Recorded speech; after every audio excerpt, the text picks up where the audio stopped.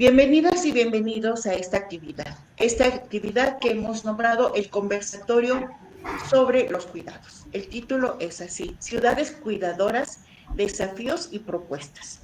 Esta actividad se realiza en el marco del día 29 de octubre, el día reconocido como el Día Internacional de los Cuidados y el Apoyo. En esta ocasión nos hemos reunido expertas, expertos en estos temas y estamos dando a conocer los desafíos que tienen las propuestas actuales del Estado y nuestras propuestas. Así entonces, bienvenidas y bienvenidos a este programa. Quiero dar la bienvenida en un primer momento a nuestro equipo técnico que hace posible la realización de esta actividad para todos y todas ustedes. Damos la bienvenida a Paris Paredes, director de esta actividad, director de Soror Encuentro Feminista, y a Carla Arredondo, directora técnica de Soror Encuentro Feminista. Ellos no están en pantalla, puesto que están en la parte técnica atrás apoyándonos. Y con mucho gusto doy la bienvenida a nuestro panel de expertas y expertos. En primer lugar, saludo con gusto y nos saludamos con Luisa Pedro. Bienvenida, Luisa. Un gusto, Toika. En siguiente lugar, lo hago en orden de acuerdo al programa que tenemos. Damos la bienvenida y saludamos con gusto también al pedagogo David Uribe. Bienvenido, David. Buenas tardes, maestra. Muchas gracias. Seguimos con nuestro equipo de expertas. Damos la bienvenida y saludamos con gusto a la maestra Adela Muñiz. Hola, Ade, ¿cómo estás? Un gusto, Toika. Buenas tardes a todas y a todos.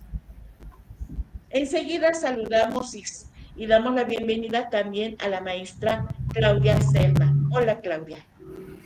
Hola, Toika. Estoy muy contenta de estar aquí con todas y todos ustedes. Muchas gracias. En la voz y en la presencia les saluda Toika, con el gusto de siempre de tenerles en esta actividad y contar con su seguimiento, con sus comentarios, con sus críticas, con sus aportaciones que nos pueden hacer llegar a través de nuestra página, de nuestro canal en YouTube, Soror Encuentro Feminista. Pues bien, a continuación voy a leer cuál es el programa que tenemos en este conversatorio de Ciudades Cuidadoras. Desafíos y propuestas, que se realiza en el marco de este 29 de octubre, el Día por los Cuidados, el Día Internacional por los Cuidados y el Apoyo. En un primer momento estará participando la ingeniera Luisa Santiago Pedro, ella con el tema, con la información, con el desarrollo de las herramientas jurídicas actuales para reconocer el derecho al cuidado. Enseguida estará participando el pedagogo David Uribe Salazar con el tema La seguridad social y los cuidados, de la necesidad a la persona. En un tercer momento está participando la maestra Adela Muñiz Guadarrama con las mujeres en el trabajo de cuidados no remunerado, en particular con el tema el pilar invisible de los cuidados. Y enseguida la maestra Claudia Stephanie Serna Hernández con el tema cuidar o ser cuidada, la paradoja de cuidar en la vejez. Siguiente momento estaré participando yo, Toika Vascos, con los cuidados desde la perspectiva del encierro. Al finalizar tendremos un conversatorio entre estos panelistas, entre las panelistas y el panelista, y esperamos, les insisto, sus comentarios. Pues bien, bienvenidas, bienvenidos, demos inicio. Y damos inicio con la presentación de Luisa Pedro. Ella actualmente es ingeniera. Ella está estudiando como una segunda carrera la carrera de Derecho en la FES Aragón. Está ya por concluir esta carrera y déjenme presentársela. Estoy aquí con los datos de María Luisa Santiago Pedro. Ella es ingeniera en tecnologías de la Información y Comunicación por la Universidad Tecnológica de Nezahualcóyotl. Es profesional de la área de ciberinvestigaciones, cómputo forense, seguridad de la información, protección de datos personales, con más de 15 años de experiencia en manejo de herramientas especializadas en informática forense, uso de buenas prácticas en análisis forense a medios de almacenamiento y dispositivos de comunicación móvil, con conocimiento de OSINT y ciberderecho. Actualmente es estudiante de la licenciatura en Derecho en la UNAM. Ha llevado y desarrollado el diplomado en Seguridad del Estado, es máster en Ciberderecho, es ingeniera, como les he comentado, y ha desarrollado en el INACIPE un diplomado en Ciberseguridad e Informática Forense. Bienvenida, ingeniera Luisa Santiago Pedro. Adelante. Buenas tardes, un gusto estar con ustedes, gracias por la invitación.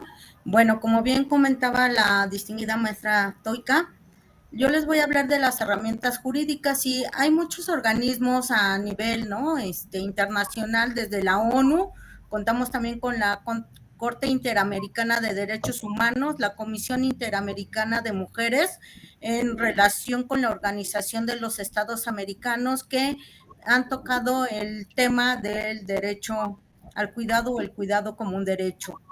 Y para eso me voy a enfocar en lo que son las herramientas jurídicas en México. Y primero que nada tenemos nuestra Carta Magna o nuestra Ley Suprema, que es la Constitución Política de los Estados Unidos Mexicanos, en la cual primero vamos a ver el artículo primero, que nos habla de que todas las personas gozarán de los derechos humanos que están reconocidos en la Constitución y en los tratados internacionales de los cuales México forma parte.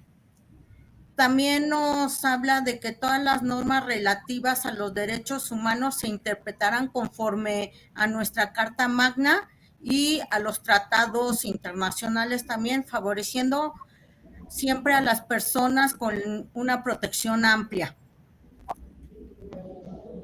También tenemos dentro de nuestra Ley Suprema nuestro artículo cuarto, que palabras más o menos nos dice que todas las personas tienen derecho a la salud, a la protección, acceso a los servicios, al desarrollo y al bienestar, y que el Estado será el encargado de garantizar el respeto a este derecho. Toca el punto de los niños y niñas que deben de tener una satisfacción de sus necesidades para contar con un desarrollo integral.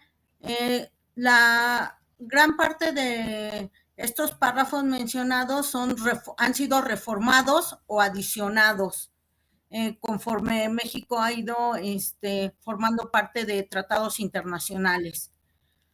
Bueno, y no podía faltar el artículo 123, que es el dedicado al derecho laboral o el derecho del trabajo en México, que nos dice que en México debe haber un derecho al trabajo digno, debe de haber protección de las personas trabajadoras. No menciona ciertamente como tal la palabra cuidado, pero sí establece dentro de su contexto la protección de la salud, del tiempo, del equilibrio entre familia, trabajo, cuidados, entre otros. Esta última reforma que ha tenido que ver con el tema de cuidados es el del 1 de abril del año en curso.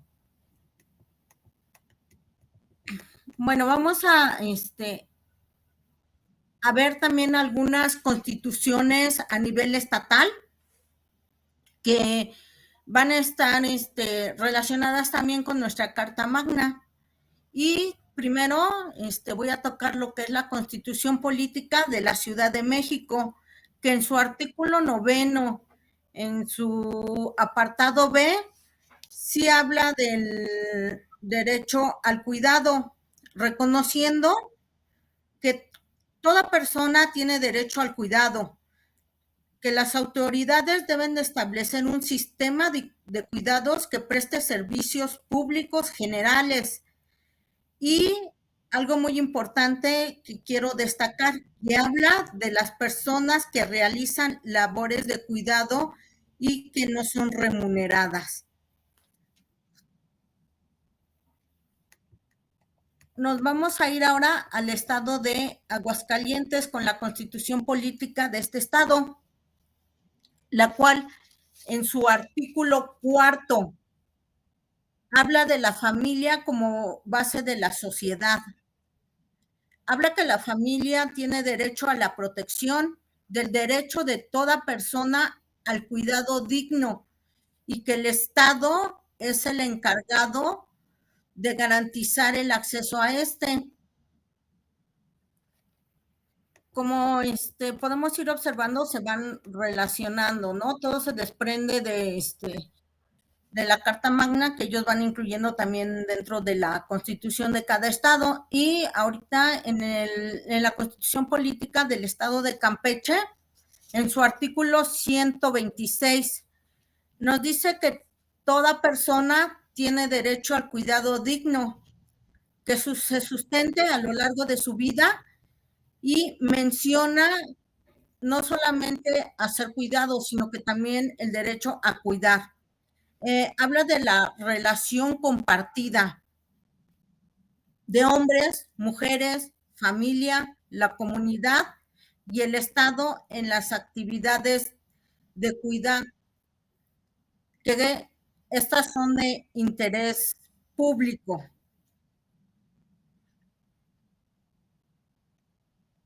Ahora, otro estado que vamos a checar es la Constitución Política del Estado de Jalisco, el cual igual en su artículo 4 nos dice que por el solo hecho de encontrarse en territorio del Estado de Jalisco, cualquier persona gozará de los derechos que establece la Constitución, y que referente a las normas de derechos humanos, estas se interpretarán de acuerdo a esta Constitución del Estado de Jalisco, a la Constitución Política de los Estados Unidos Mexicanos, así como de los tratados internacionales de la materia en relación a los derechos.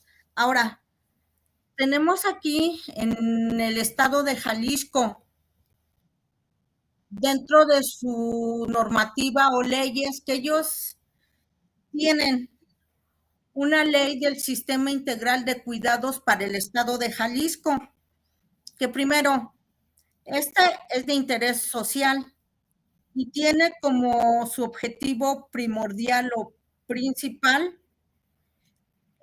la construcción de una sociedad del cuidado dentro del Estado de Jalisco. Entonces, para esto, todas las personas, tanto de las que requieren cuidado como las que realizan trabajos de cuidados. Esto está, lo prevé esta ley del Estado de Jalisco. Bueno, para el cumplimiento de este objetivo, crea un sistema integral de cuidados para el Estado de Jalisco. Ahora, tenemos más constituciones, por cuestiones de tiempo ya no se mencionan demás estados, pero tenemos también el Estado de México, el Estado de Nuevo León, y todas se van enfocando, cada constitución, en nuestra Constitución Política, nuestra Carta Magna, de la cual también está relacionada con tratados internacionales relacionados al derecho al cuidado, el cuidado como un derecho, en los cuales México ha formado parte, y se encuentra adherido a estos organismos por los cuales las reformas que se han hecho para cumplir con los tratados de los que ha formado parte. Muy bien. Gracias, Luisa. Muchas gracias. Recordemos que este trabajo que ha presentado Luisa es una monografía. Enseguida también tenemos la presentación de una monografía realizada por el pedagogo David Uribe Salazar. Este trabajo lleva como título La seguridad social basada en la persona, no en la necesidad. David Uribe es pedagogo egresado de la Universidad Pedagógica Nacional. Actualmente es profesor de educación básica para adultos en el CEDEX, el programa de educación pública. Él cursa el 9º semestre de la licenciatura en Derecho en la Facultad de Estudios Superiores de la UNAM, en Aragón. Bienvenido, David, adelante.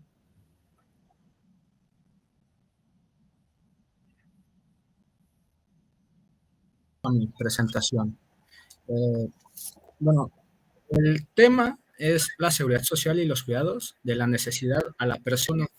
En esta breve monografía, viendo cómo la necesidad, bueno, todos estos programas sociales, todo el derecho a la seguridad social como lo maneja el Estado, pues está enfocado acorde a la necesidad, más no en la persona. Ahorita lo vamos a andar desarrollando.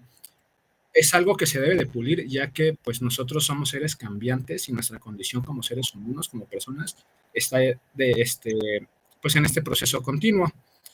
Ahorita lo voy a ejemplificar más. Y bueno, de manera breve voy a hablar de la evolución de la seguridad social en México. Esto lo estoy retomando desde la Revolución Mexicana, pero pues si queremos ver antecedentes de la seguridad social, tal cual el concepto, pues nos podemos remontar a Europa, a Alemania específicamente con Otto von Bismarck, quien fue el canciller de hierro, pero estableció las primeras medidas de seguridad social a los trabajadores por riesgos del trabajo. Pero aquí también en nuestra cultura prehispánica se le daba un tipo de seguro de invalidez a los guerreros. Entonces no es algo que está novedoso, el cuidado siempre ha estado en nuestra cultura, no nada más en la mexicana, sino me atrevería a decir que de la humanidad, pero pues aquí aterrizando en México es después de la Revolución Mexicana surge la Constitución de 1917. Este fue un parteaguas con sus artículos 53, la fracción 29, en la que nos menciona la seguridad social. Posterior de esta Constitución, también tenemos la creación de las leyes laborales y sociales, en este caso la ley del Seguro Social, en el 1942. Posterior a esta surge la ley del IMSS en el 43 y la del ISSSTE en el 59 para atender las necesidades de los trabajadores, pero al servicio del Estado. Entonces, si nos enfocamos acá, podemos ver que la seguridad social está enfocada principalmente en la clase obrera, en los trabajadores. Sigo. Y bueno, la razón de ser de la seguridad social en México, como lo hemos dicho, es para la protección y el bienestar de los trabajadores, campesinos más asalariados y otros sectores sociales y sus familiares. La seguridad social es una institución nacida de la solidaridad humana. Esto es algo que nos dice la Profedet actualmente, que se encarga de la protección de personas o grupos en estado de necesidad. Pero si nos remontamos a la Constitución, nos sigue hablando específicamente de los trabajadores. Entonces, para empezar, ¿de dónde proviene todo este recurso para financiar la seguridad social? El artículo 31 de la Constitución Política de los Mexicanos menciona en su apartado de obligaciones de los mexicanos, en la fracción 4, que se tiene que contribuir a los gastos públicos. Es una obligación de los mexicanos. Entonces, probablemente se menciona que la seguridad social está ligada a los trabajadores porque a ellos se les cobra lo que es el impuesto sobre la renta con base a su salario, es decir, el 30% se va destinado para financiar todos estos programas y todas esas instituciones. Ojo, pero aquí también nosotros estamos dejando fuera a los trabajadores que son en su mayoría los que están en la informalidad. Entonces, estas personas, a pesar de no aportar este ISR, pues aportan también al desarrollo económico del país mediante el pago del IVA con cualquier producto que ellos vendan o adquieran. Entonces, es aquí como vamos a andar viendo esta distinción que la seguridad social se aplica a los trabajadores, lo cual no debería ser así a los trabajadores formales, debería ser en un sentido más amplio, en un sentido más general, porque de todas maneras estamos apoyando a la economía del país. En el artículo que habla de la Constitución Política, las obligaciones de los mexicanos, como ya lo he dicho, las atribuciones se clasifican en impuestos, aportaciones de seguridad social, contribuciones de mejoras y derechos. Estas son contribuciones obligatorias que deben realizar los patrones, trabajadores y el Estado. Entonces, aquí ya nos está diciendo que nosotros, por el hecho de pagar impuestos, pues somos acreedores a estos derechos y a estas aportaciones de seguridad social. No necesariamente tenemos que ser trabajadores formales. Entonces, tenemos que tener un sistema del cuidado y de la seguridad social, pero universal, que no haga esta distinción entre la formalidad y la informalidad. Entonces, voy a seguir. Aquí hice un pequeño diagrama de cómo está estructurada prácticamente una institución de seguridad social aquí en México. La ley del Seguro Social, pues empezamos de una ley general, ¿no? Surge una institución. Esta institución, la ley del IMSS, bueno, en el Instituto Mexicano del Seguro Social, crea contratos de naturaleza privada. En estos contratos de naturaleza privada se integra la protección integral, ingresos económicos, enfermedad, accidente, incapacidad, empleo en la vejez, bienestar social, la maternidad y la infancia, y pues es una obligación el que los trabajadores inscriban a sus trabajadores. Los beneficiarios de la seguridad social en México, como ya lo hemos dicho en el artículo 12 de la fracción de la ley del Seguro Social, son las personas que tienen un trabajo personal subordinado y reciban un pago de sueldo. Pero pues aquí podemos ver con datos estadísticos del INEGI que de 61.1 millones de personas, la tasa de informalidad es del 54.4%. Si lo podemos ver, en su mayoría son mujeres, son las que se encargan prácticamente del trabajo informal en el país. A comparación del trabajo formal, pues más por los hombres. Aquí podemos ver una distinción pues de oportunidades entre hombres y mujeres, todos estos riesgos, embarazos prematuros, discriminación, falta de estos estímulos y de que estos programas sociales que nos están dando lleguen realmente a las personas que deberían ser beneficiarias. Entonces aquí podemos ver varias grietas estructurales en la seguridad social en México, ¿no? Podemos ver aquí que está centrado en la necesidad. El artículo 1, el 4 y el 123 hacen una pequeña mención de la seguridad social en México, pero no lo establecen como un derecho humano tal cual, lo cual se debería. Después pasamos a leyes secundarias de general, de la ley de niños en la del trabajo, la del seguridad social, el ISSSTE, la ley de la salud. Aquí también hacen, pero de manera individual. Y podemos pasar después a los programas sociales. Entonces, toda persona tiene derecho a recibir un cuidado adecuado según sus necesidades específicas, pero como lo he mencionado desde el principio, somos personas cambiantes y no podemos encontrarnos siempre beneficiarios del mismo programa social. Entonces, el Estado aquí debería enfocarse en la persona, más no en la necesidad, porque nos están dando programas pues personalizados, pero pues estos debe de pulirse, es necesario. Aquí también podemos mencionar que la seguridad social y los cuidados se centran en la ansiedad de la persona. La seguridad social debe centrarse en la persona, haciendo énfasis en la dignidad, los derechos, las preferencias, valores, autonomía y subjetividad. Esta subjetividad es el cambio que les estaba mencionando. No se limita únicamente a necesidades estandarizadas, como es en el caso de estos programas sociales que tienen estudiantes, una beca, madres solteras o algún estímulo. Las personas de la tercera edad pues ya tienen su pensión. Entonces estamos condicionados a ciertos procesos sociales e históricos, pero debería ser algo universal desde que nosotros somos seres. Entonces, si nosotros seguimos centrando el cuidado en la necesidad, pues estamos haciendo la seguridad social algo limitado, algo que se encarga de atender necesidades objetivas. Y pues a grandes rasgos es esto lo que se menciona en mi monografía, compañeras. Y pues bueno, todavía tenemos bastante que trabajar. Está reconocido en estas garantías individuales anteriormente llamadas del 1 al 29 y 123. Pero pues sí tenemos que tener un mayor impacto, una mayor conciencia de que la seguridad social en el país. Muchas gracias, David. Muchas gracias, licenciado David Uribe, por la presentación de esta monografía. A continuación, tenemos la participación de la maestra Adela Muñiz Guadarrama. se las voy a presentar. Ella es feminista y defensora de derechos humanos. Cuenta con posgrado en políticas públicas para la igualdad y en prevención de la violencia de género contra las mujeres. Ha sido parte de diversas organizaciones de la sociedad civil, desde las cuales ha articulado procesos de incidencia política para avanzar en la agenda feminista para la igualdad sustantiva.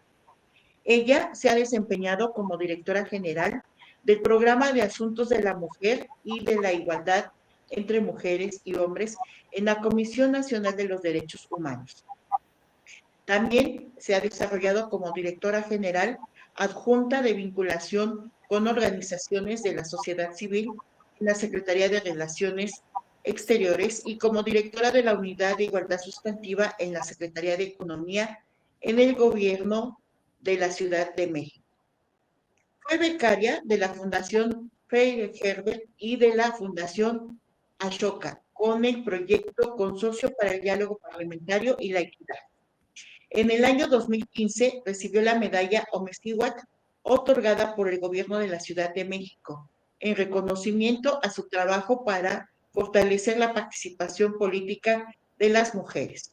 Su labor se orienta a la construcción de instituciones más justas, inclusivas y eficaces desde una praxis crítica que vincule los saberes técnicos, filosóficos y comunitarios para fortalecer el acceso, el goce y el ejercicio pleno de los derechos humanos de todas las personas, en particular, especialmente, de los grupos históricamente discriminados.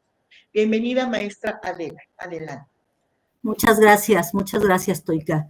Buenas tardes a todos y a todos. Me parece que es muy importante hacer este tipo de paneles porque hay que visibilizar lo que está invisibilizado. Y eso es justamente la parte de la presentación que yo traigo el día de hoy, que tiene que ver justamente en visibilizar lo invisible, ¿no? Entonces, bueno, tenemos en este primer, no sé si se ve la presentación. ¿Perdón?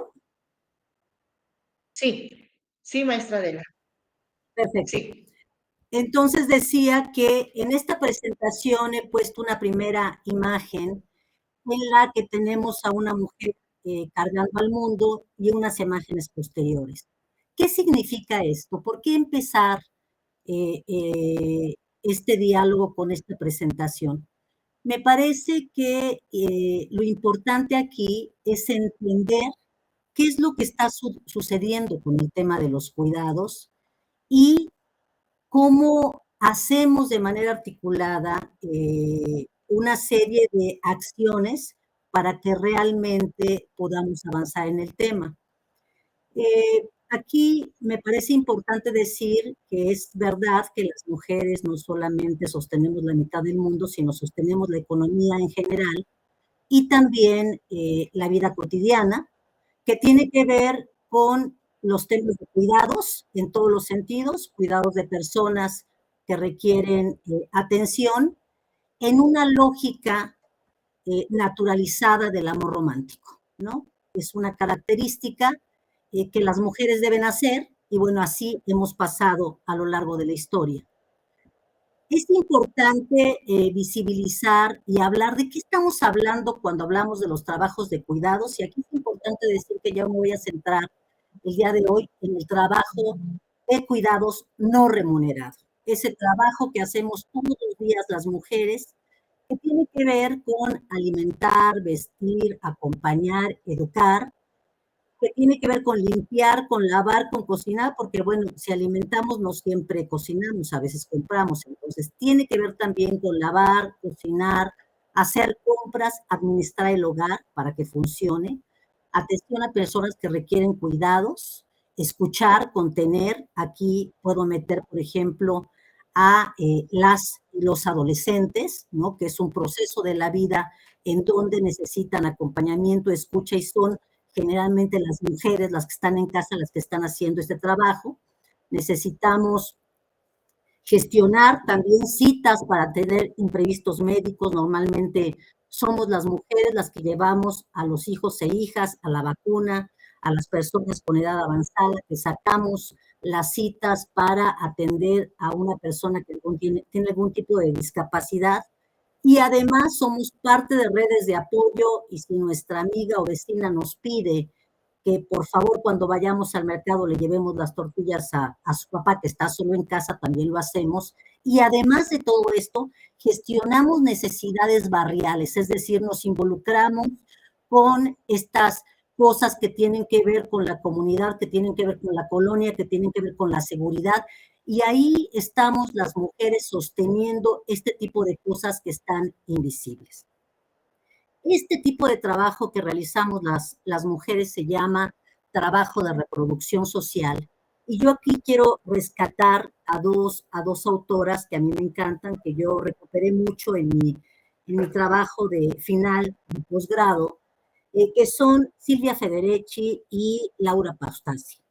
Silvia Federici es muy interesante leerla porque ella en su obra de La Casa de Brujas dice que el trabajo de cuidados es esencial para la reproducción de la vida, el mantenimiento de la fuerza de trabajo y el sistema capitalista, porque proporcionan los servicios necesarios para mantener la fuerza laboral, como la crianza de hijos e hijas, el cuidado de personas enfermas, ancianas y la realización de las tareas domésticas. Y algo muy interesante que plantea, que argumenta Silvia Federici, es que durante los siglos XVI y XVII, donde hay una persecución de mujeres, lo que conocemos como la quema de brujas, es una estrategia que hace el sistema capitalista patriarcal para domesticar a las mujeres y llevarlas a los hogares, al ámbito de lo privado, haciendo ahí una división sexual del trabajo que va a traer consecuencias gravísimas para las mujeres. Silvia Federici entonces está cuestionando cómo este trabajo no remunerado, que se llama el trabajo reproductivo de las mujeres, sostiene la economía, pero explota a las mujeres en una lógica de amor maternal o amor romántica y las coloca en la esfera del cuidado, y esto lo que va a hacer es generar profundas brechas. Más adelante vamos a ver cómo Laura Paustasi, con ella vamos a terminar, lo coloca desde un lugar distinto y va a verlo como un derecho que tiene que garantizar el Estado, ¿no? Entonces, solamente para darnos un poquito de cuenta de lo que estamos hablando, pues los datos de la Encuesta Nacional de Uso del Tiempo de 24 nos dice que de la población de 12 años y más, dedicó 51.6% de su tiempo total a actividades productivas no remuneradas y el restante 48.4% correspondió a actividades de trabajo para el mercado, es decir, a cambio de un pago o beneficio.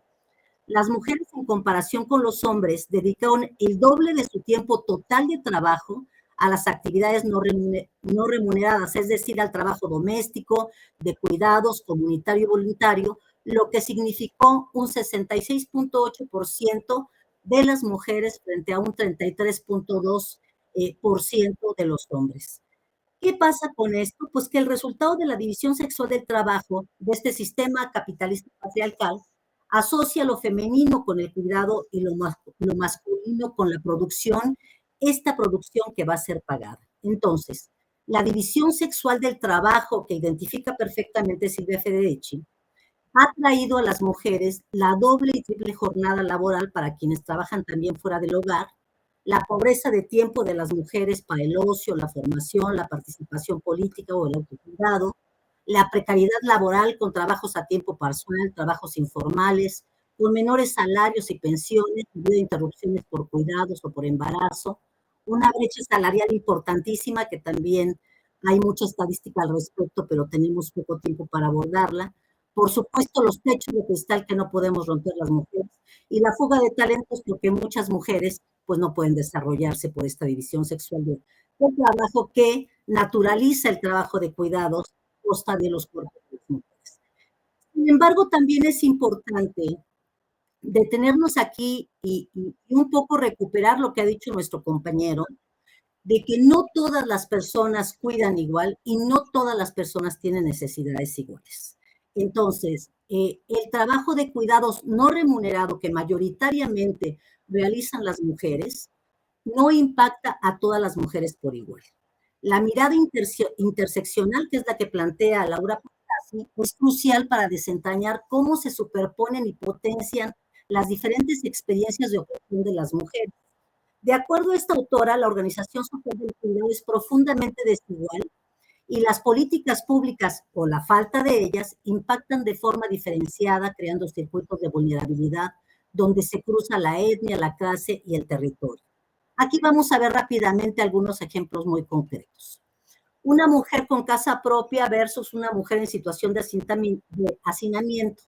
El espacio físico condiciona la lógica del cuidado. Si tenemos algún enfermo o alguna enferma, esto va a tener un impacto diferenciado en cada una de estas mujeres y su experiencia va a ser totalmente distinta. Una mujer con trabajo formal remunerado frente a una mujer en la economía informal. La estabilidad económica define la posibilidad de externalizar o reducir esta carga de trabajo. Una mujer de clase media frente a una mujer migrante.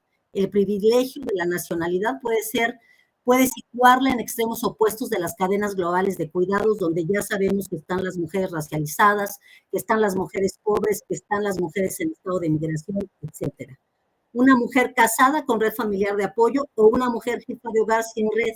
El estado civil y los vínculos son determinantes para amortiguar esta sobrecarga.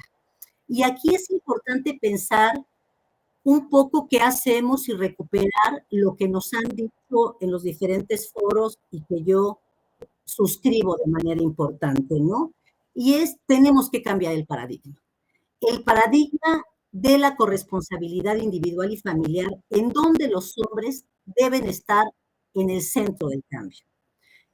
A través de la corresponsabilidad social y estatal, en la que el Estado reconozca el valor de los cuidados para el sostenimiento de la vida y donde las personas con necesidades de dependencia, como niñas, niños, adolescentes, adultas mayores, enfermas con algún tipo de discapacidad, sea un asunto de todas las personas y no solamente de las mujeres. Entonces aquí, ya para ir cerrando, voy a recuperar a Laura Pautasi, que Laura Pautasi argumenta que estamos viviendo una crisis de cuidados originada por la entrada masiva de las mujeres al mundo laboral, la sobrecarga de estas actividades en nosotras, porque ingresamos al mundo laboral, pero estas cargas de cuidados las seguimos desarrollando, el envejecimiento de la población que requiere cada vez mayor atención por parte de las personas y bueno, la pandemia que acabamos de pasar, pues nos da muestras de cómo las políticas públicas, por ejemplo, las educativas, se recargaron en las mujeres. Entonces, Laura Pautasi lo que propone es reconocer al cuidado como un derecho humano fundamental y no una necesidad que recae únicamente en las mujeres. Esto no es un asunto menor. Esto es muy importante porque lo que significa es que toda persona tiene derecho a recibir cuidados para su supervivencia y desarrollo, y ya sabemos que el derecho al cuidado, que los derechos humanos los tiene que garantizar el Estado. Toda persona entonces tiene derecho a cuidar en condiciones, o no cuidar en condiciones dignas, sin renunciar a su proyecto de vida, en condiciones de explotación o de desigualdad. Y esto va a ser muy importante porque habrá personas que quieran cuidar en estas condiciones o no cuidar, y sin embargo, por estas cuestiones estructurales que he planteado, las mujeres tenemos que cuidar en condiciones paupérrimas, empeñando el ejercicio de nuestros propios derechos. La corresponsabilidad, de Laura Pautasi, entonces, se recarga en 4 pilares fundamentales. ¿Voy bien en tiempo, perdón? Estás en un minuto, te queda un minuto, Adela. Perfecto. 4 pilares que van a ser fundamentales y que muy probablemente van a retomar el resto. El Estado como garante de derechos a través de políticas públicas y servicios y marcos legales, que ya afortunadamente México está en eso. El mercado proveyendo empleos de calidad en el sector y permitiendo conciliación laboral y familiar. las familias como espacios primarios, pero sin que la carga recaiga solamente en las mujeres, la comunidad con redes de apoyos vecinales y comunitarios, en donde la propuesta de Laura Paustasi es muy interesante porque nos da elementos para identificar cosas como esta carga de cuidados se vuelve mayoritariamente más compleja cuando hay intersecciones de espacio, intersecciones que van a determinar cómo las mujeres van a estar viviendo el tema de los cuidados y provee este marco conceptual para mirar al cuidado como un derecho que obliga al Estado a crear sistemas integrales de cuidados que sean universales, de calidad, con perspectiva de género e interseccionales. La interseccionalidad va a ser un asunto muy importante para poder realmente dar respuesta a la crisis de cuidados que hoy vivimos. Ya la Corte Interamericana de Derechos Humanos ha ido construyendo argumentos alrededor del derecho al cuidado, que vale la pena recuperar. Y finalmente cierro con esta frase poderosa que ha ido todo en el marco del Día Internacional del Cuidado: no es amor, es trabajo no remunerado. Este trabajo que hacemos las mujeres, que requiere ser visibilizado, que requiere ser identificado y que requiere que los cuidados de todas, de todos y de todes sea responsabilidad del Estado, como bien lo plantea Laura Paustasi en estos 4 pilares que nos comparte. Muchas gracias, sería todo. Muchas gracias, maestra Adela. Así es, no es amor, es trabajo no remunerado. Bien, continuemos con la maestra Claudia Serna.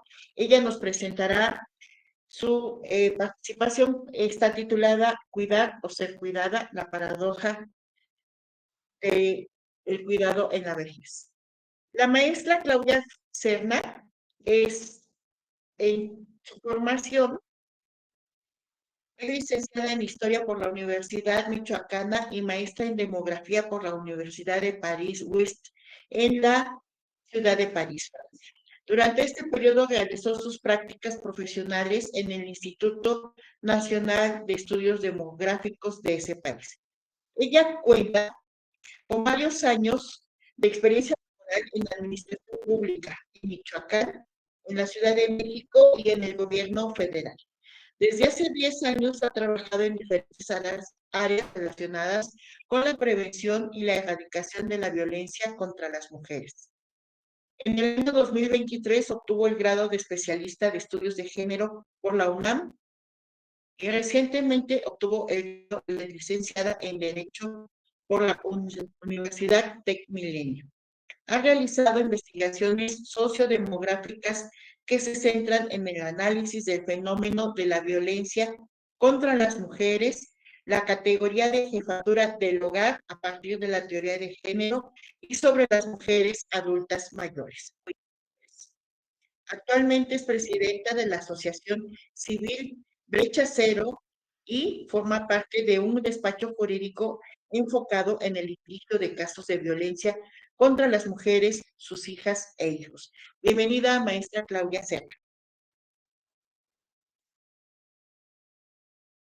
El panel con todas las personas que me antecedieron. Pues sí, estamos hablando en el marco del Día Internacional del Derecho al Cuidado, de los cuidados, y a mí particularmente me llamaba la atención, voy a iniciar con una anécdota, de que yo tengo una hija y un hijo menores de edad, y cuando los llevaba a la escuela, a la estancia infantil, tenía que registrar a alguien que los pudiera recoger, aparte de mí o de mi esposo. Estamos en esta ciudad sin redes familiares y la trabajadora social de esa estancia infantil nos obligaba a tener una tercera persona además de él y de mí. No tenemos. Y decía, bueno, una tía, ¿no? No tenemos. Una abuelita, no tampoco. Bueno, una mujer, decía ella, ¿no? Una mujer. Entonces, ¿quiénes eran las mujeres que recogían en su mayoría a los niños y niñas de esa estancia infantil? Las mujeres adultas mayores, mujeres, ¿no?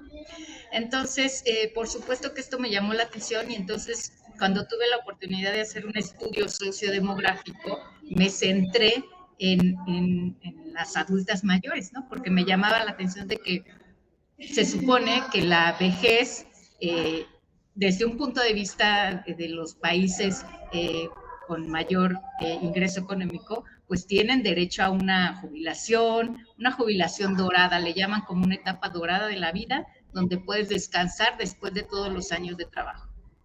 ¿Qué sucede en México? En México no sucede eso, difícilmente tenemos acceso a un retiro digno y menos las mujeres aún contamos con seguridad social en esa etapa de nuestra vida. Entonces estamos condenadas pues a pobreza, desigualdad, exclusión y también al cuidado, ¿no?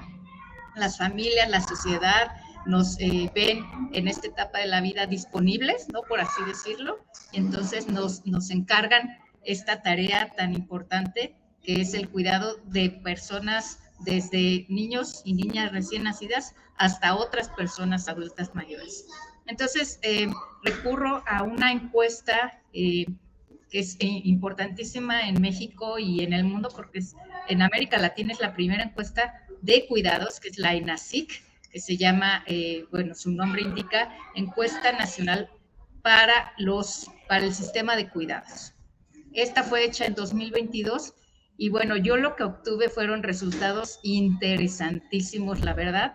En todas las diapositivas hablaré de mujeres adultas mayores, que es a partir de los 60 años en adelante. Entonces yo quería saber cuál era este universo, cómo son esas mujeres adultas mayores, qué hacen, a qué se dedican, todo con base en estas bases de datos que nos pone a disposición de manera pública el INEGI. Y entonces yo con instrumentos, software estadístico, pues me puse a analizar. Y entonces tenemos un primer filtro, que son cuántas mujeres y cuántos hombres hay. Quería ver cuál era esa distribución. Y por supuesto tenemos algo que no nos sorprende en el tema de cuidados, el 68% de las personas adultas mayores cuidadoras son mujeres. Es verdad que existe pues casi una tercera parte de hombres que cuidan, pero 2/3 inevitablemente son mujeres y esto corresponde a, esto corresponde a 2.8 millones de mujeres adultas mayores cuidadoras en el país, una cantidad que no se debe despreciar. La siguiente, por favor. En el ámbito de la intersección de discriminaciones, también tenemos algo interesantísimo. ¿Cuántas mujeres adultas mayores cuidadoras se consideran indígenas? Y tenemos un porcentaje importante. Tenemos un 31% de todas las mujeres de más de 60 años cuidadoras, el 31% son indígenas, pero esto si lo comparamos con la población indígena que hay en el país, o sea, en total, tenemos que solo el 7.6% de las mujeres adultas mayores en el país son indígenas. Entonces tenemos una sobrerepresentación, es decir, del universo de mujeres adultas mayores cuidadoras, hay más mujeres indígenas de las que proporcionalmente hay en toda la población, lo cual nos indica patrones de exclusión y de esencialización de los cuidados en mujeres de pueblos originarios. La siguiente, por favor. Una parte muy interesante es que las mujeres reporten cuál es el estado de salud que ellas perciben para sí mismas. Y entonces tenemos un porcentaje mínimo que dice muy bueno, el óptimo, el 7%, ¿no? Esta población que está en buenas condiciones de salud. Bueno, un 38%, malo y muy malo, un 8%, ¿sí? Pero aquí me llama la atención el 47% que dice ni bueno ni malo. Lo que yo interpreto como estas normas de género que nos obligan a infravalorar nuestro estado malo de salud y nos impulsan a seguir trabajando y a la imposibilidad de expresar que estamos enfermas. Entonces, el 47%, yo diría, junto con el malo y muy malo, tendremos alrededor del 55-60% de mujeres adultas mayores cuidadoras, que están cuidando en este momento a alguien, tienen un estado de salud muy malo, ¿no? Ese 8% que expresa como malo y muy malo es equivalente a 250,000 mujeres adultas mayores. La siguiente, por favor. Tenemos un mal estado de salud, pero ¿cuántas tienen acceso a servicios médicos? Y tenemos que sí, casi la mitad tienen acceso al IMSS, ¿no? 12% al ISSSTE, pero ahí en verde yo enmarco ese recuadro que dice que no tiene acceso a la salud el 30% de las mujeres adultas mayores cuidadoras, y esto equivale a 900,000, casi 1,000,000 de mujeres que cuidan a otras personas, no tienen acceso a la salud, ¿sí? A medicina, atención médica. Claro, por supuesto que el seguro privado de gastos médicos mayores aparece nulo, ¿sí? Dentro del universo que yo estudié, solamente un caso de 473 mujeres expresaban que sí tenían, lo que nos da cuenta de la imposibilidad de pagar un seguro médico privado, ¿no? La siguiente, por favor. ¿A quiénes cuidan las personas adultas mayores? Bueno, cuidan a personas en otros hogares, ¿no? Hijas, hijos, nietas, nietos, esto no se puede saber con precisión. También cuidan a personas con discapacidad, lo cual sabemos que representa un doble o un triple esfuerzo, por lo que significa cuidar a una persona con diferentes tipos de discapacidad. Cuidan a niñas, niños, adolescentes, personas enfermas o lesionadas, pero también cuidan a personas de 60 años y más sin discapacidad. Podríamos decir, cuidan a sus madres, que algunas, las más afortunadas, tienen todavía a su madre, a su padre, pero yo creo, y no necesitaría más tiempo para investigar, que ese 60%, ese 24% que cuidan a mujeres o a hombres sin discapacidad, realmente están cuidando a sus maridos, a sus parejas, prolongando este trabajo de servicio a cuidados de personas que no eran dependientes antes. Ahora nada más por entrar a esta etapa de vida ya se consideran personas dependientes, pero en realidad nunca lo fueron. Entonces solamente es prolongar el servicio de cuidados a los varones, ¿sí? La siguiente, por favor. ¿A qué se dedican estas personas? Porque generalmente pensamos, bueno, ya estas mujeres han trabajado, podrían tener alguna pensión. No, solamente el 14% de ellas es pensionada o jubilada. El 62% se dedica a los quehaceres del hogar o cuidar a otras personas. Y algunas de ellas, el 22%, continúan trabajando. Imagínense, cuidar personas, estar en un estado crítico de salud y tener que trabajar. O sea, esta es una situación común en estas mujeres que cuidan a otras personas.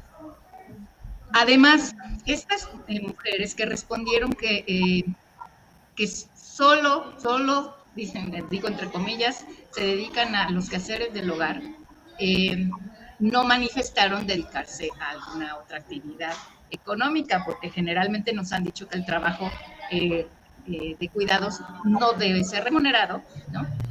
Pero les preguntan a ellas para indagar aún más, sabiendo que no van a contestar algunas cosas, no las consideran como trabajo que debería de ser una actividad económica.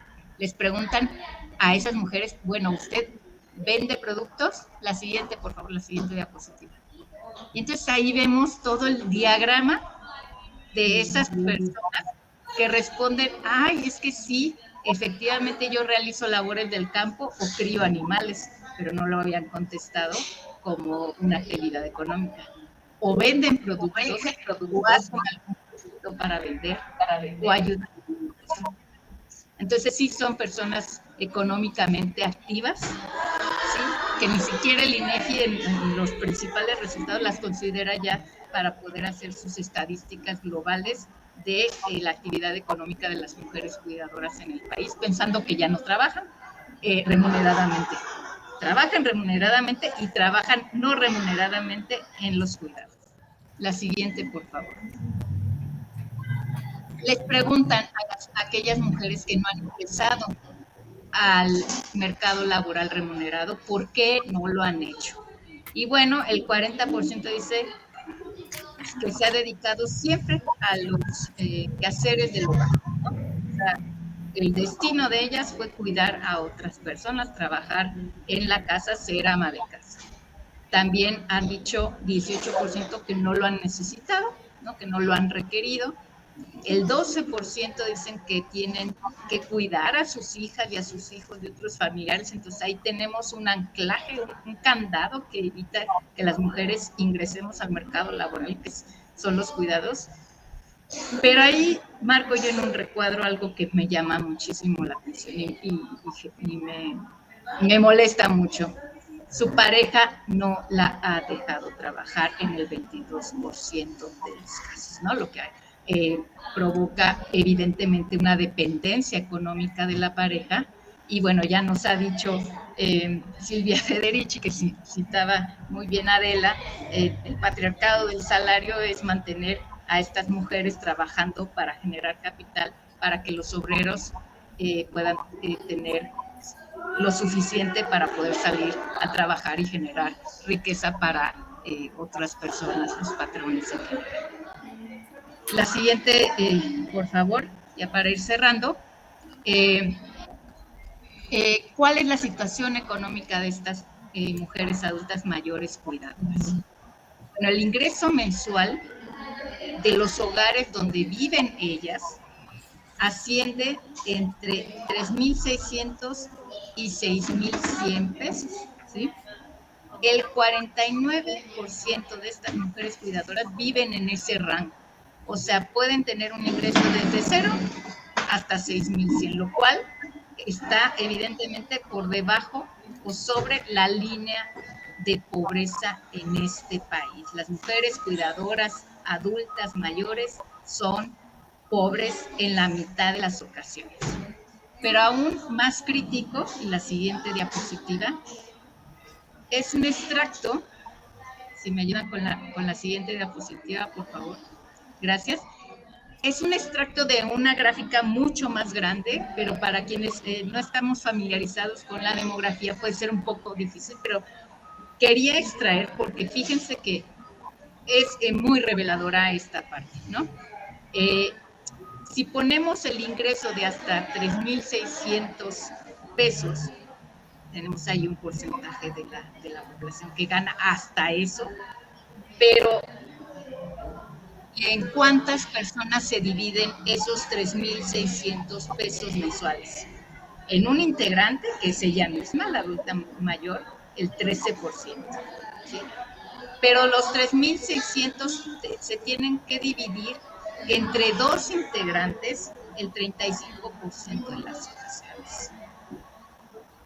Se tienen que dividir entre 3 integrantes el 22%, entre 4 integrantes el 10%, lo que significa, fíjense, incluso llegamos a que 3,600 pesos estén repartidos entre 6 y 9 integrantes. Esto nos da cuenta de que la situación, las carencias económicas de servicios de salud son impresionantemente bajas. Entonces, bueno, este es el panorama de las mujeres adultas mayores cuidadoras en el país, basado en un estudio que realicé en la ENASIC 2022. Muchas gracias. Muchas gracias, maestra Claudia Serna. A continuación, estaré presentando esta participación que he titulado Mujeres que cuidan desde la cárcel y en la cárcel. Les comento un poco de qué es lo que he hecho y qué he realizado en estos últimos tiempos. Actualmente soy académica, docente de la FES Aragón y he concluido estudios de la maestría en política criminal. Además, he sido certificada por la ONU en la iniciativa Sport Life para dar acompañamiento a las mujeres mujeres y niñas en situación de violencia. También he sido certificada por el Instituto y en coordinación, en el IPES, en coordinación con ACEPAL, para la planificación en el desarrollo con perspectiva de género y la implementación de la Agenda 2030 y los objetivos del desarrollo sostenible. Recientemente concluí los estudios como experta en estudios de género y feminismo y de violencia de género por la Universidad Complutense de Madrid. En el 2003 tengo el orgullo de haber recibido la medalla Omesiwa en su primera emisión por haber sido reconocida por mi trayectoria política y social a favor de las mujeres. A continuación les estaré presentando el tema de las mujeres que cuidan en la cárcel y desde la cárcel. Se mira la presentación, ¿cierto?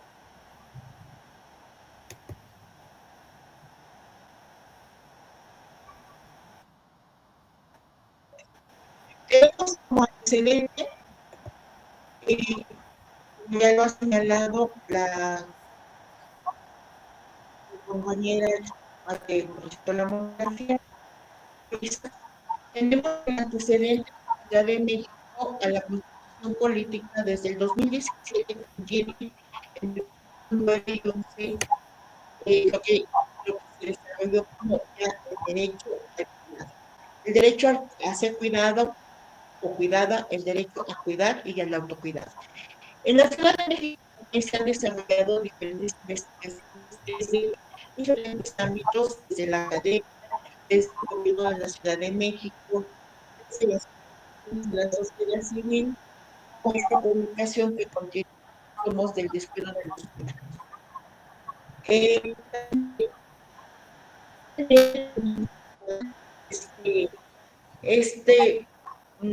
Yo lo digo con muchísimo gusto, la respuesta por la Corte Interamericana ante la opinión consultiva que realizó el gobierno y la sociedad del país de Argentina vía Laura Pautasi, ¿no?, que impulsó este trabajo, lo ha impulsado, y hoy tenemos la respuesta de la Corte Interamericana que reconoce el derecho al cuidado como un derecho autónomo. Esto es, que tiene un contenido jurídico, es como lo hemos presentado ya en las constituciones, y que además es una obligación del Estado.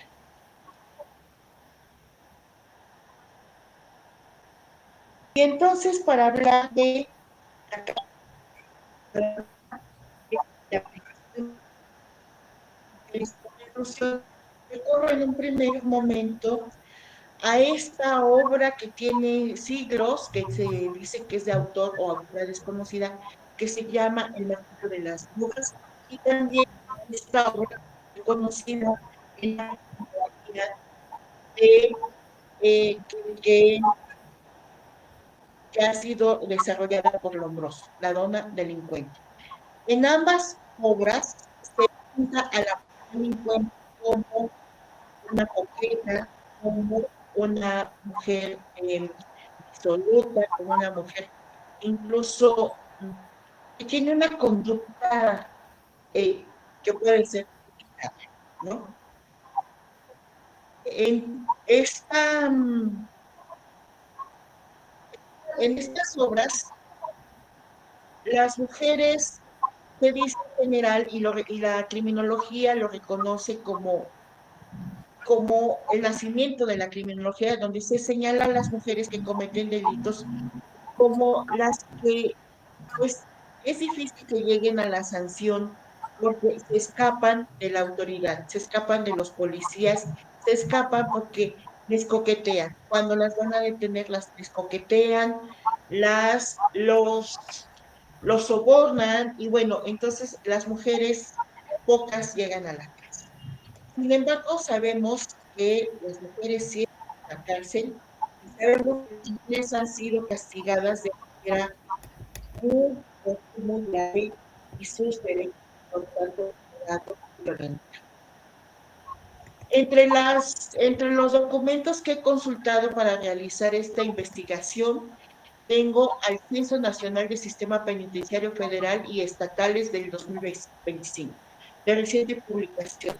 Quiero señalar que lo que yo comento, presento en este momento, es resultado de una investigación interdisciplinaria entre la antropología, la sociología, el derecho y los estudios de género. Entonces, la cárcel que es esta institución que va a sancionar una castigar a las mujeres que cometen delitos, alberga a las mujeres de nuestra sociedad. ¿Y quiénes están en la cárcel? Pues mujeres de toda edad, mujeres de toda condición social, mujeres que se han desarrollado en la sociedad en los diferentes ámbitos. Las hijas, las abuelas, las mamás, las jóvenes, las mujeres que son dependientes de drogas, las mujeres con discapacidad.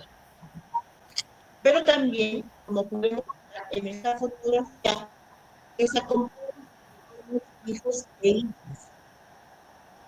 El sistema penitenciario permite que las mujeres estén acompañadas de sus hijos cuando estos o estas han nacido a partir del momento que ella llega a la reclusión, pueden estar en promedio a los 5 años, dependiendo del centro penitenciario, hasta los 6 años o hasta los 3 años, 8 meses.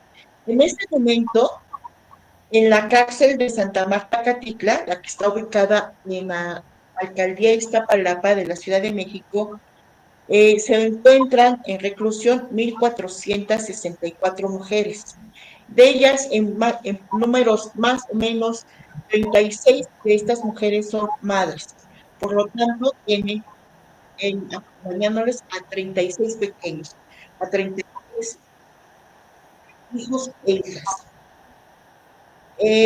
También se encuentran en reclusión 107 mujeres indígenas, 11 mujeres discapacitadas, 106 mujeres con enfermedades crónicas, 193 mujeres que se identifican con la comunidad de la diversidad sexual, 59 mujeres discapacitadas físicamente. Recordemos que las mujeres mayores, el rango de edad que se considera o que se reconoce para que se les denomine mujeres mayores es a partir de los 60 años.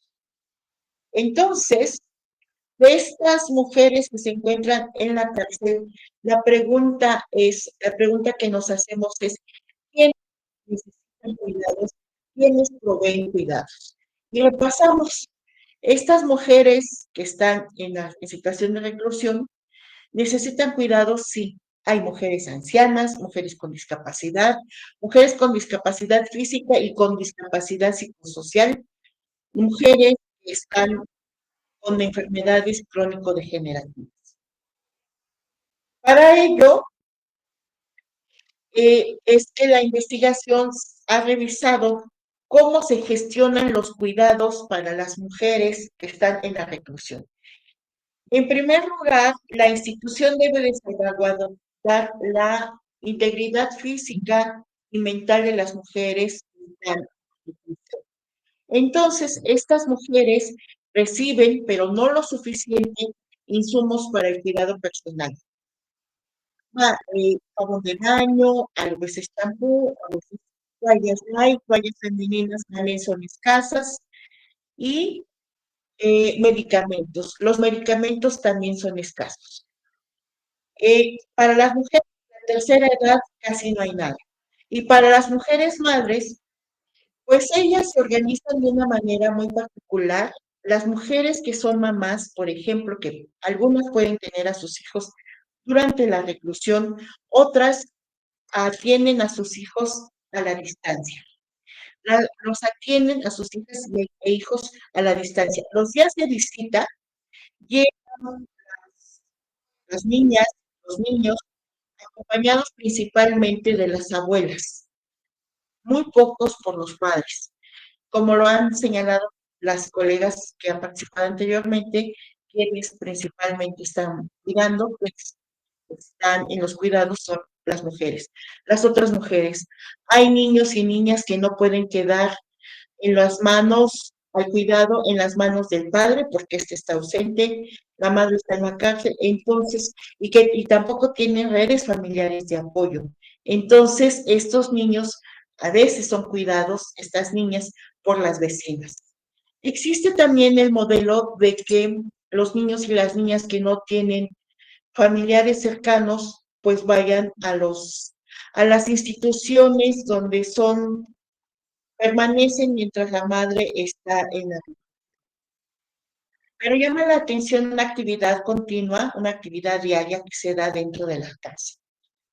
Las mujeres que son madres y que tienen a sus hijos en el exterior, se hace de una llamada telefónica diario.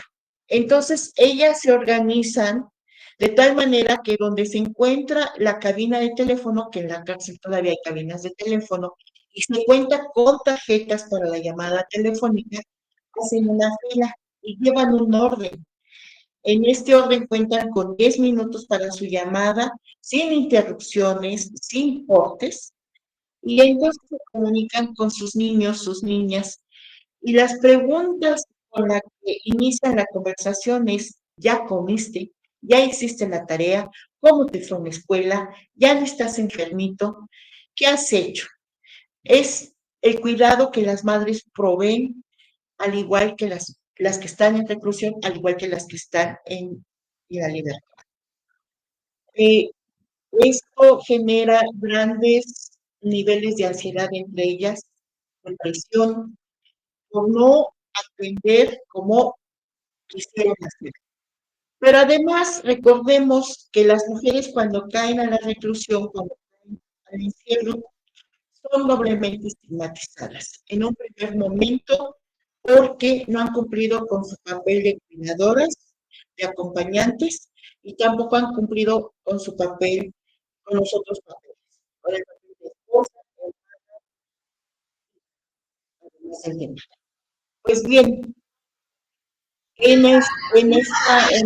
conclusión, las mujeres que están en la reclusión viven el doble estigma por ser principalmente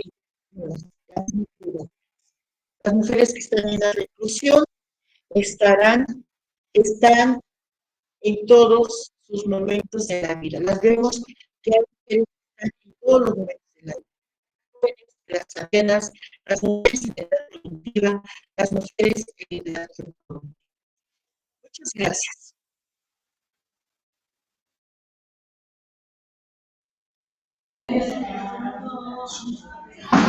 Pues bien, ahora, terminando las exposiciones, iniciaremos unos breves minutos para el intercambio de opiniones, para el intercambio de preguntas, de propuestas. Adelante, ¿quién quiere tomar la palabra?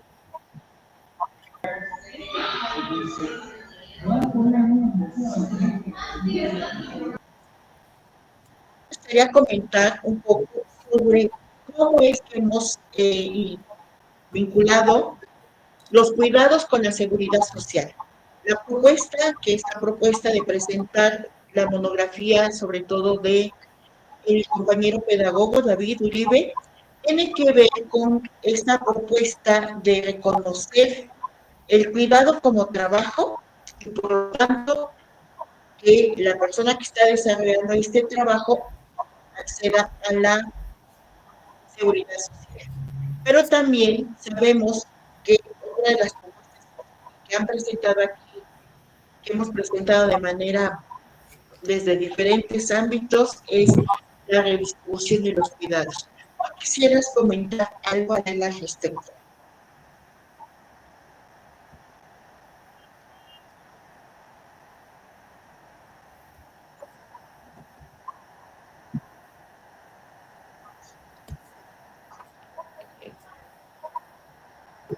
Bueno, si quieren, participo yo. Sí. ¿Sí? ¿Está bien? Sí.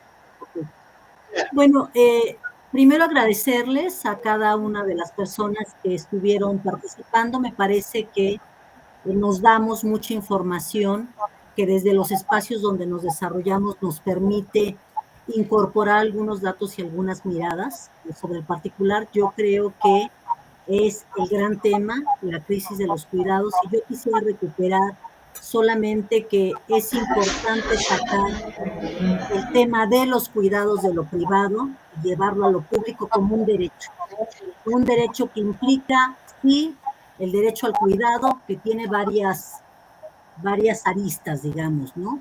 El derecho al cuidado, el derecho a cuidar o no cuidar, y las condiciones que tiene que garantizar el Estado, porque lo que hemos visto acá, en algunos casos que ha visto la Corte Interamericana, es que aunque nuestra Constitución no esté todavía en letra, como bien lo planteaban nuestros compañeros, no podemos acceder al derecho a la salud, al derecho al libre desarrollo de la personalidad, al derecho a la libertad, si no tenemos cubiertas estas necesidades de cuidado que están recayendo en los cuerpos de las mujeres a costa de sus derechos.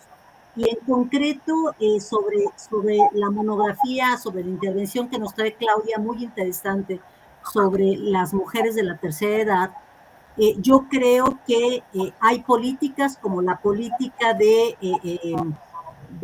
el recurso, del programa del recurso que se les dan a mujeres y hombres. Sería muy interesante, que ha dignificado además la vida de las personas de la tercera edad en los propios hogares, ¿no? Que muchas veces en estos hogares se vive con este recurso porque no hay seguridad social, y seguramente ahí, si nos metemos a la encuesta, seguirás viendo, Claudia, cómo son mayoritariamente las mujeres, y entre más es precaria la situación de las mujeres, más brechas se van abriendo. Pero sería interesante conocer qué hacen las mujeres con este ingreso que reciben y qué hacen los hombres. ¿En qué gastan cada uno de ellos y de ellas?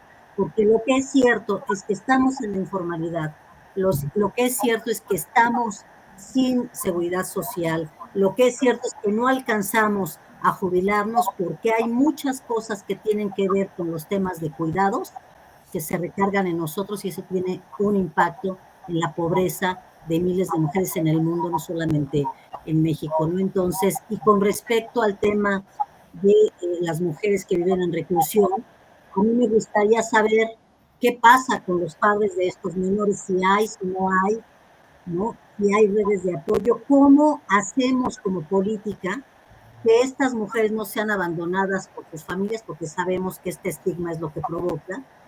¿Y dónde están? ¿Hay, no hay reconocimiento de estos padres, de estos menores? Si no los hay, ¿qué podríamos hacer? Y si los hay, ¿qué podríamos hacer? Porque estas mujeres solamente han perdido el derecho, por ejemplo, a la participación política, pero siguen conservando sus derechos humanos, cuya base es la dignidad. Entonces, creo que hay mucho por reflexionar. Yo concluiría ahí. Muchas gracias por el panel. Fue muy interesante escuchar. Gracias, André. Claudia, ¿quieres cerrar tú esta actividad? Sí, coincido con lo que dice Adela. Hay que desfamiliarizar los cuidados y desfeminizar los cuidados. Es decir, como lo mencionó, sacarlos de lo privado, pero sacarlos de la familia. O sea, ¿por qué somos las familias las que tenemos que responder a esta necesidad de cuidado en diferentes edades o etapas de la vida, y no el Estado en su conjunto con el amplio número de instituciones que hay, que debería absorber este trabajo, digámosle así, trabajo no remunerado? Y también ligado a lo que decía Luisa, ¿no? Yo creo que el planteamiento de esta dicotomía, ¿no? Porque el derecho tendríamos que tener derecho a ser cuidadas cuando necesitemos, pero también el derecho a cuidar, ¿sí? A cuidar en condiciones dignas. Una de las preguntas que se les planteaba a las mujeres es si les gusta cuidar, ¿no? Y les gusta cuidar también a sus familiares, o sea, es decir, conservar para quienes es una carga, aliviarles la carga, pero para quien es una acción que representa amor a pesar del peso que tenga esta concepción, dar las condiciones para que las personas puedan cuidar en dignidad, ¿no? Esa sería mi reflexión, ¿no? Muchas gracias. Pues bien, agradecemos la participación de todos y todas los quienes conformamos este panel, este conversatorio, a la ingeniera Luisa Pedro, a Adela Muñiz, a la maestra Adela Muñiz, a la maestra Claudia Serna, al licenciado David Uribe, y personalmente les agradezco la participación, así que invitamos a quienes nos siguen a que nos comenten, nos propongan, nos critiquen. Despedimos a nuestro equipo técnico, a Carla Arredondo, directora técnica de esta actividad, a Paris Pérez, director de producción, y en la voz se despide Toika, deseando encontrarnos nuevamente. Hasta pronto.